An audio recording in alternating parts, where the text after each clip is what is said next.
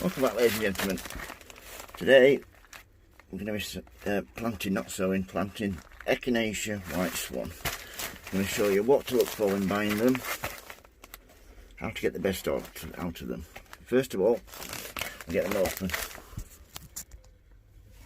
So first of all, you want to pull the top off, like so,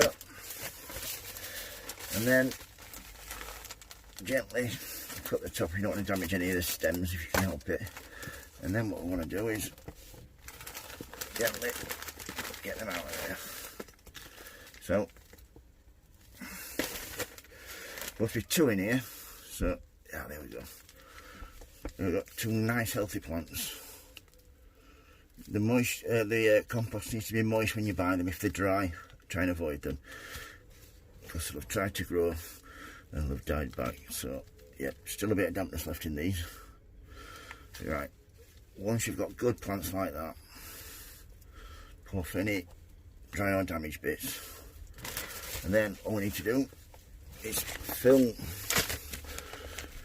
those pots with compost, like so, and then make sure you get all the roots covered, like so. And you don't want to bury them too deep, because you don't want them to start rotting, which you can do if you've got over moist conditions. This is a peat based compost. It's also got some feed in, so that's good. See that? Then all you need to do, you see there, plant February to May, follow July to September, perennials for the garden, patio or planters, height 32 inches, 2'6" or something. And there's a guide on the back. So once you've got these planted like so, I'm going to get them over to the watering station, put them in there like that, water a little bit from the top, just to help it come through, leave it there until it's got moist, then take it out, and it wants to be in a well lit, heated place.